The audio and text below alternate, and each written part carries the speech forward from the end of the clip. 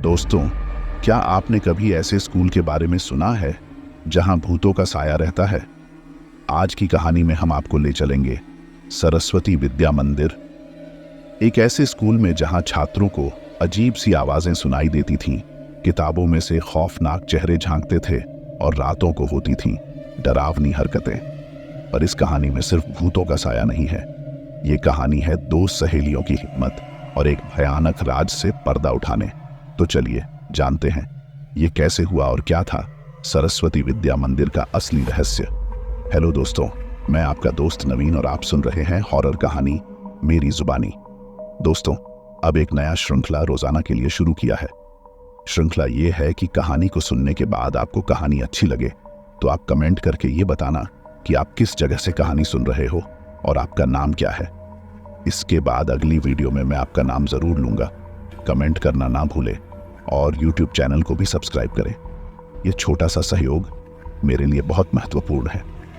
चलिए शुरू करते हैं आज की हमारी कहानी।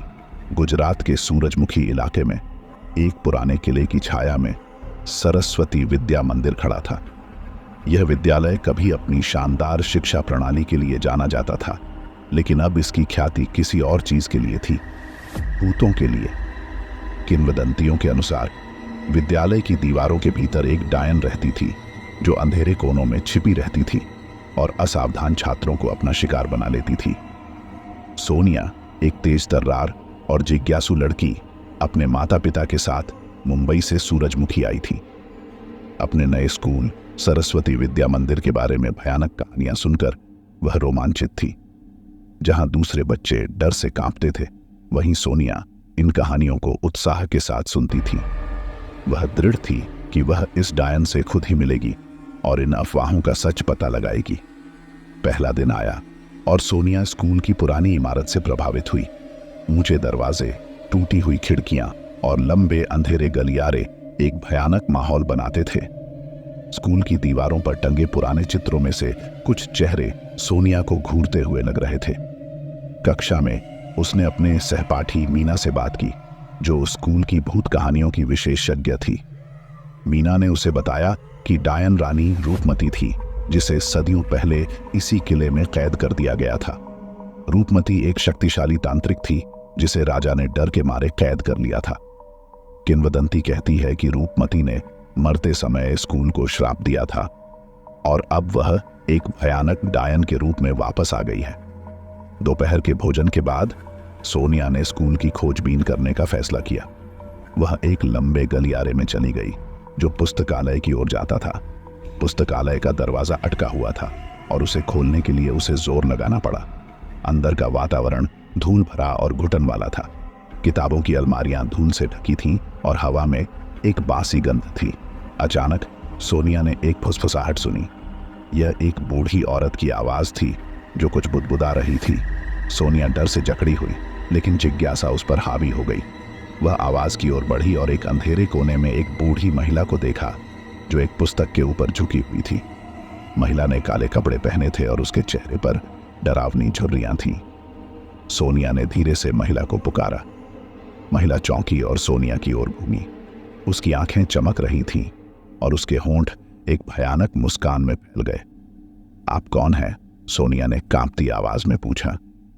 मैं वह हूं जिसे तुम ढूंढ रही हो, महिला ने गहरी आवाज में कहा। मैं रानी रूपमती हूं। डर के एक झटके के साथ सोनिया पीछे हटने लगी, लेकिन रूपमती तेजी से आगे बढ़ी और उसका हाथ पकड़ लिया। रूपमती की ठंडी पकड़ ने सोनिया को जकड़ लिया और उसने एक अजीब सी ऊर्जा महसूस की जो उसके शरीर में दौड़ रही थी। तुम मुझसे डरती हो, रूपमती ने फुसफुसाया, लेकिन डरने की कोई बात नहीं है। मैं तो रानी रूपमती की अजीब सी पकड़ से सोनिया का शरीर ठंडा पड़ गया। डर के बावजूद सोनिया ने अपनी हिम्मत जुटाई और रूपमती को जवाब दिया, मैं आपसे नहीं डरती, मैं सिर्फ यह जानना चाहती हूं कि क्या आप वाकई डायन हैं। रूपमती ने एक अजीब सी हंसी छोड़ी जो पुस्तकालय की दीवारों में गूंज उठी। लोग मुझे डायन कहते हैं, उसने कहा, लेकिन असली कहानी कुछ और है।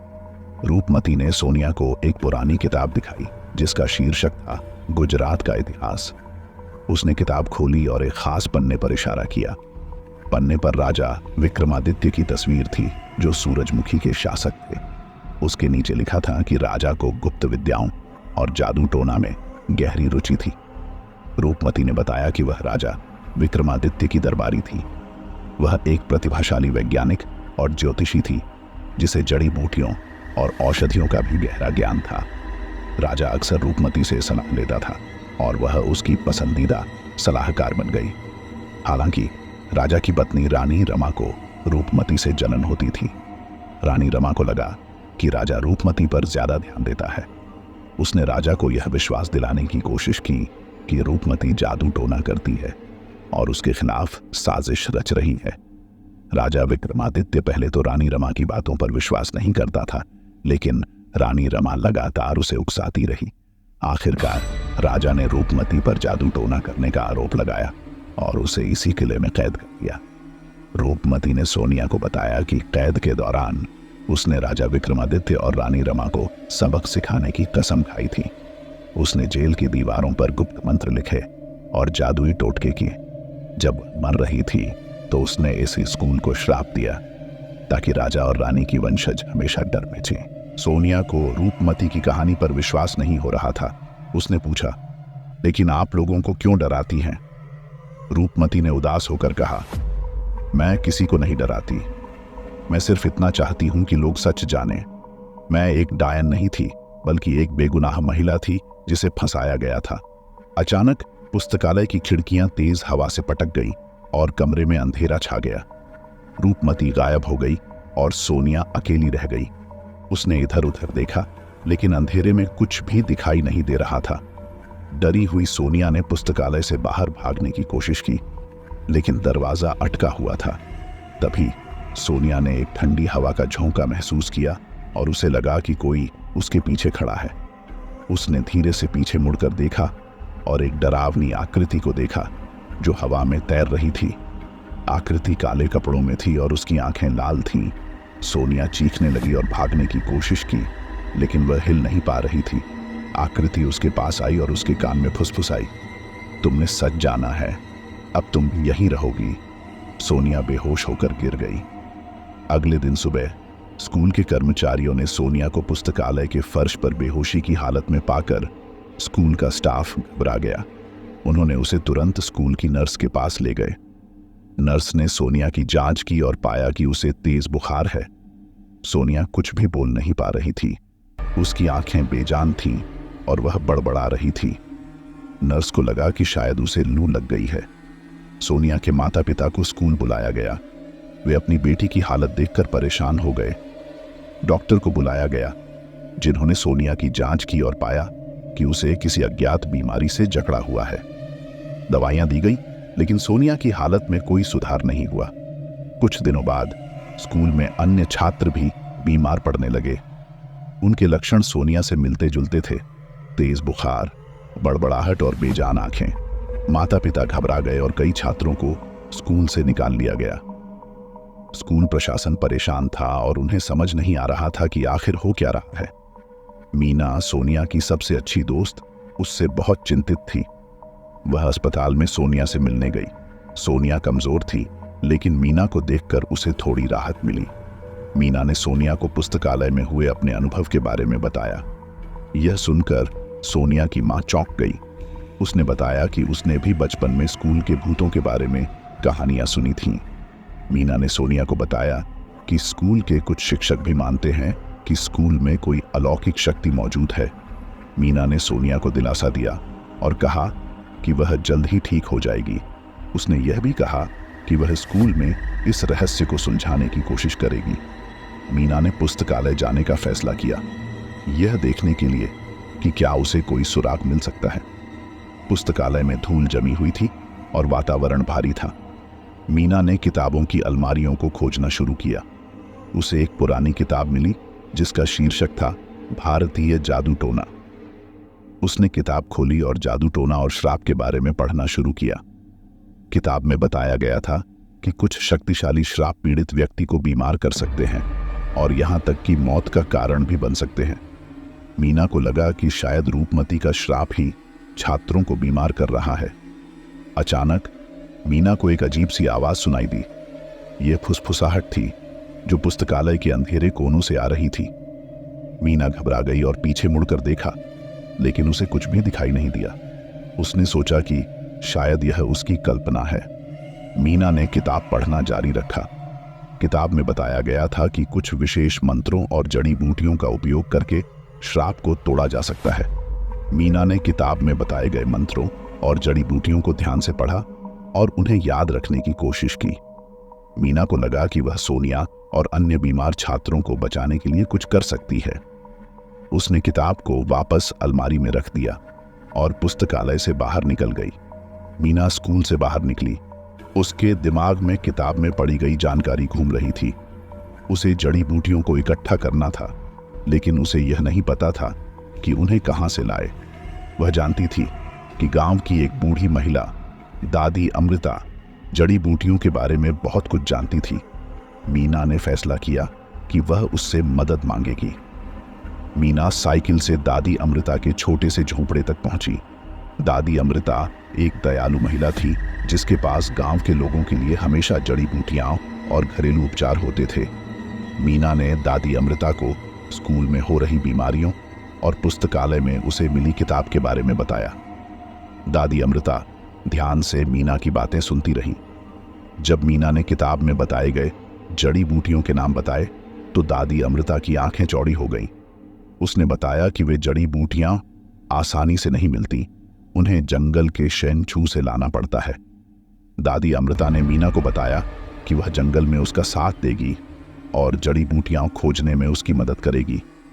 मीना दादी अमृता की मदद के लिए आभारी थी। उन्होंने अगले दिन जंगल में जाने की योजना बनाई। सुबह होते ही मीना और दादी अमृता जंगल के लिए निकल पड़ी। जंगल घना था और सूरज की रोशनी मुश्किल से ही जमीन तक पहुंच पाती थी। दादी अमृता पेड़ पौधों को पहचानती हुई आगे बढ़ी और मीना को जंगल के रहस्य बताती रहीं। कई घंटों की खोज के बाद उन्हें आखिरकार वही जड़ी बूटियां मिल गईं जिनकी उन्हें जरूरत थी। दादी अमृता ने उन्हें सावधानी से इकट्ठा किया और मीना को बताया कि उन्हें किस तरह से इस्तेमाल करना है। वापस स्कूल जाते समय मीना थोड़ी घबराई हुई थी। उसे नहीं पता था कि जड़ी बूटियां काम करेंगी या नहीं, लेकिन वह कोशिश करने के लिए दृढ़ थी। स्कूल पहुंचकर वह सीधे अस्पताल गई, जहां सोनिया भर्ती थी। सोनिया कमजोर दिख रही थी, उसकी आंखें बंद थीं।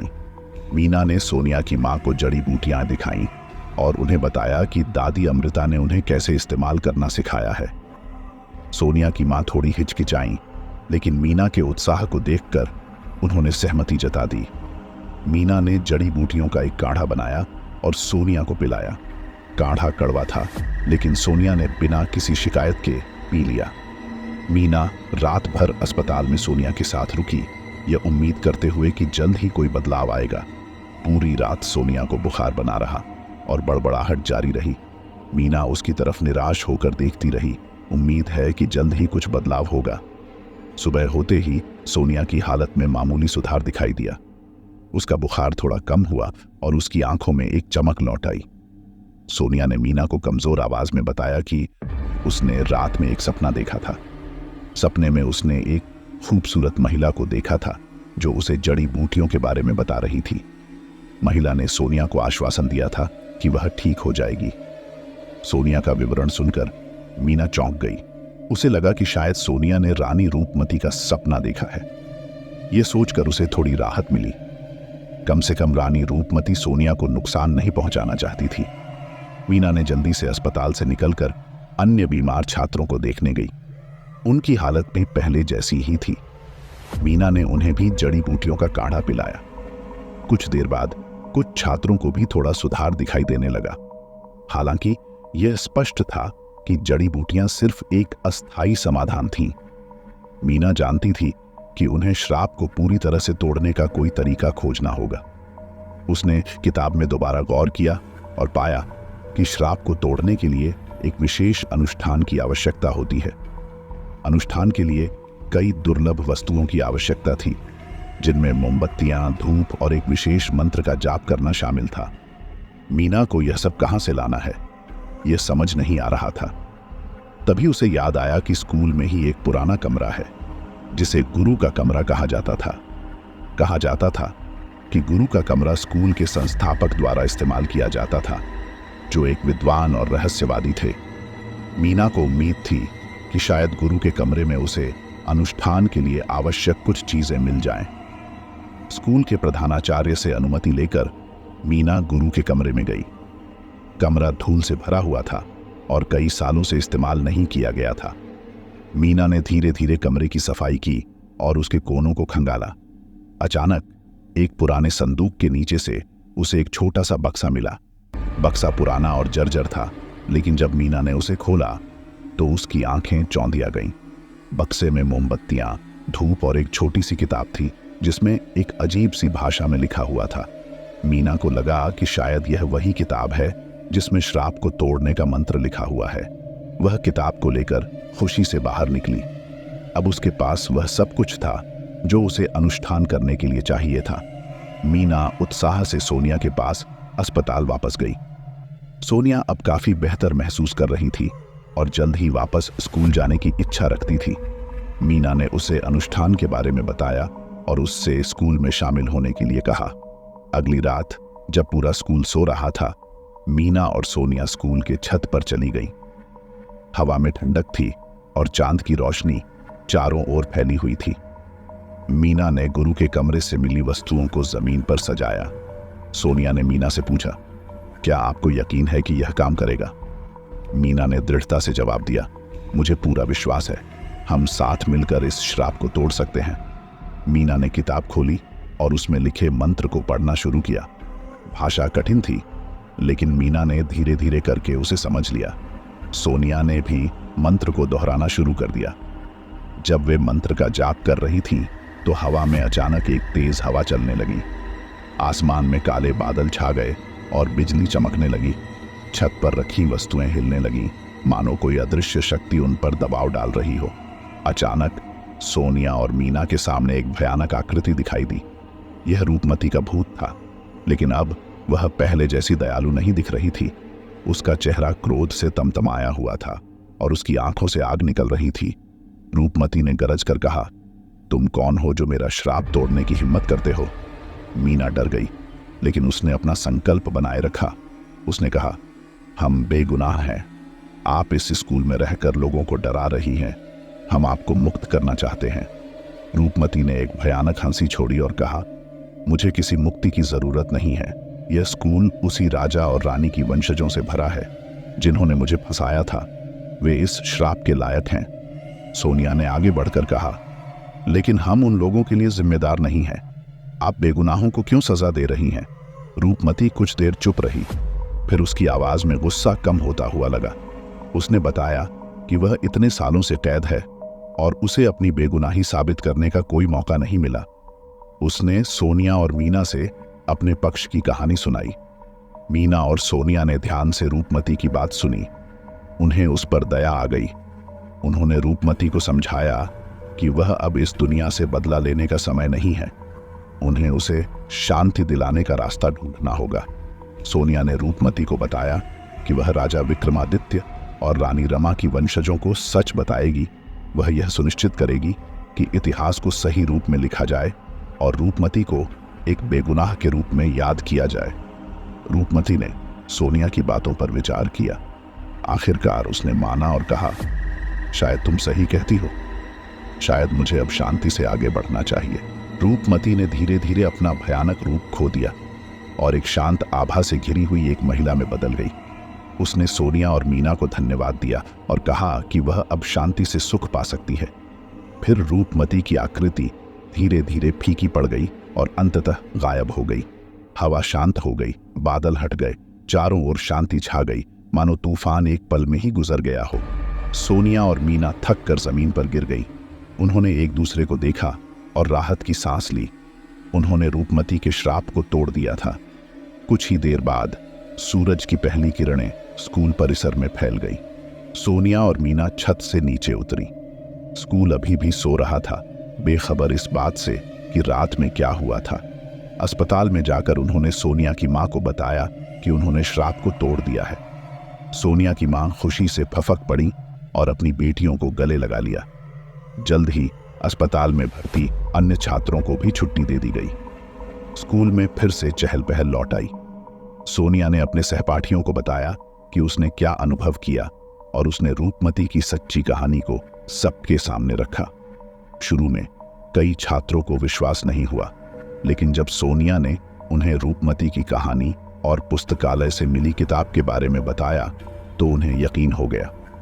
सोनिया ने स्कूल के प्रधानाचार्य से भी मुलाकात की और उसे रूपमती के बारे में बताया। प्रधानाचार्य इस कहानी से बहुत प्रभावित हुए। उन्होंने वादा किया कि स्कूल के इतिहास में रूपमती के पक्ष को भी शामिल किया जाएगा। साथ ही उन्होंने यह भी कहा कि स्कूल में एक कार्यक्रम आयोजित किया जाएगा जिसमें रूपमती की आत्मा को शांति मिलेगी। कार्यक्रम के दिन स्कूल के पूरे प्रांगण में फूलों की सजावट की गई।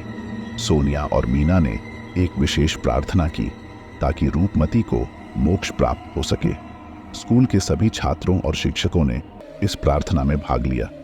कुछ दिनों बाद सोनिया को पुस्तकालय में फिर से रूपमती का एहसास हुआ, लेकिन इस बार वह डरावना नहीं था।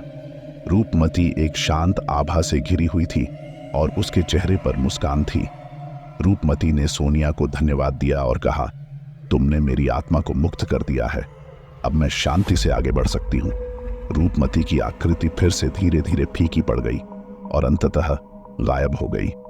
सोनिया जानती थी कि रूपमती अब आराम से है। सोनिया और मीना की बहादुरी से सरस्वती विद्या मंदिर हमेशा के लिए एक डरावने स्कूल के रूप में बदनाम होने से बच गया। स्कूल में अब शांति का वातावरण था और छात्र बिना किसी डर के पढ़ाई कर सकते थे। सोनिया और मीना न केवल सहपाठी बन गई, बल्कि उनकी दोस्ती और भी मजबूत हो गई थी। उनकी कहानी पूरे सूरजमुखी इलाके में प्रसिद्ध हो गई और उन्हें सच्चे नायकों के रूप में सम्मानित किया गया। दोस्तों, यह थी आज की कहानी। इसके बाद दोस्तों हम वापस श्रृंखला शुरू करेंगे जो मैंने कल आपसे कहा था। साथ ही जिन लोगों ने कल की कहानी सुनने के बाद कमेंट करते हुए अपना नाम और जगह बताया था, अब उन लोगों का नाम लेता हूं। पहला नाम है यूएई शारजाह से सुल्तान। अगला नाम है असम गुवाहाटी से अनामिका गोस्वामी। अगला नाम है भरतपुर राजस्थान से पवन शर्मा। अगला नाम है कराची पाकिस्तान से आयशा सुमरो। अगला नाम है पेशावर पाकिस्तान से हया खान। अगला नाम है ओडिशा से अभिराम साहू। अगला नाम है दिल्ली मोती बाग से खुशी। अगला नाम है सुरेंद्र नगर गुजरात से विजय मेनिया। अगला नाम है कर्नाटक से सईद इरफान। अगला नाम है हिमाचल प्रदेश से चंदन। अगला नाम है पुरुलिया से आनंद। अगला नाम है कार्बी आंगलोंग से वैसोंग हनजंग। अगला नाम है कैथल हरियाणा से सचिन शर्मा पहलवान। अगला नाम है महाराष्ट्र से रोहान आरडी यवाटमाल। अगला नाम है दिल्ली से मिस्टर मलिक। अगला नाम है असम से यास्मिन। अगला नाम है महाराष्ट्र से नशरा। अगला नाम है दिल्ली से सुभाष कुमार। धन्यवाद दोस्तों, मिलते हैं अगली वीडियो में।